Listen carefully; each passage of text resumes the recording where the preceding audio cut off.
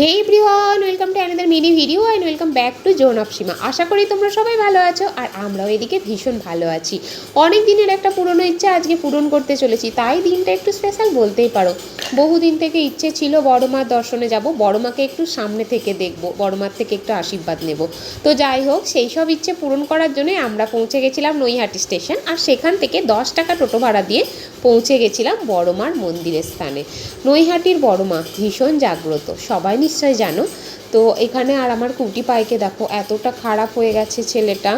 10 থেকে 12 দিন টানা অসুস্থতায় ছিল, আর ওর অসুস্থতাতে আমাদের পুরো জীবন অন্ধকার হয়ে গেছিলো। যাই হোক, সেসব কথা পরে বলছি। এখানে আমরা মন্দিরে তো পৌঁছে গেছি দেখলে, আর মন্দিরে পৌঁছে গিয়ে দেখি দোকানদারদের টানা হিচড়া, বাপরে বাপ, ওদের কাছ থেকে ডালা নেওয়ার জন্য পুরো পারলে তোমাকে টেনে নিয়ে চলে যাবে। তো যাই হোক, সমস্ত ভিড়ভাড়টা কাটিয়ে আমরা একটা জায়গা থেকে নিয়েছি একটা ডালা, আর ডালার সমস্ত একই প্রাইস 100 টাকা। ডালা নিয়ে আমি মন্দিরে পৌঁছে গেছিলাম, আর পুজোর টাইমে আমি আর কোনো ভিডিও করতে চাইনি, পুজোর পরে এই ভিডিওটা। আর এখানে বড় মাকে দর্শন তোমরাও করে নাও, আর অবশ্যই বলবে জয় বড় মা। আমি যেমন বড় মাকে বলেছিলাম, মা এত ছোট বাচ্চা নিয়ে যাচ্ছি, তুমি প্লিজ হ্যাপাজাটে ফেলো না।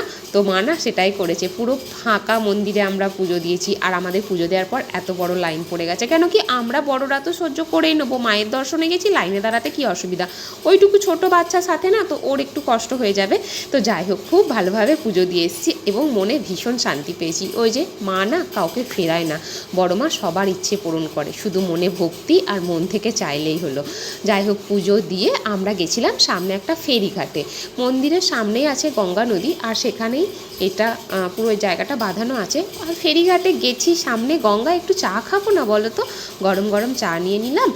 আর আমরা যেহেতু অনেকটা সকালেও বেরিয়েছিলাম, চা নেওয়ার পরে ইচ্ছে হলো পাপড়ি চাট খাওয়ার, তাই চা আর পাপড়ি চাট আমরা গঙ্গার ধারে বসে বসে খেলাম। আর এতটাই পিসফুল ছিল। তো যাই হোক, এখানে আমাদের কুটি পাই, ও তো নতুন নতুন হাঁটি পেয়েছে, ও আর কোলে থাকতেই চাইছে না, ও পুরো গোটা দুনিয়া পারলে হেঁটে হেঁটে ঘুরবে। আর ও টানা 10 থেকে 12 দিন এতটা অসুস্থ ছিল, একটার পর একটা ওর শরীরে মানে শরীর খারাপ হয়েই যাচ্ছিলো, একটার পর একটা ডক্টর চেঞ্জ করতে করতে আমাদের 10-12 দিন কেটে গেল। যাই হোক, ভগবানের আশীর্বাদে এখন সুস্থ আছে। আর ওর অসুস্থতায় আমাদের তো কিচ্ছু ভালো লাগছিল না, ইভেন আমি কোনো ভিডিও পোস্ট করিনি, ভালোই লাগছিল না ভিডিও কোনো কিছু পোস্ট করতে। আর এখানে আমরা পুজো সেরে গেছিলাম একটু শপিংয়ের ভিডিওটা নেক্সট কোনো পার্টে আসছে।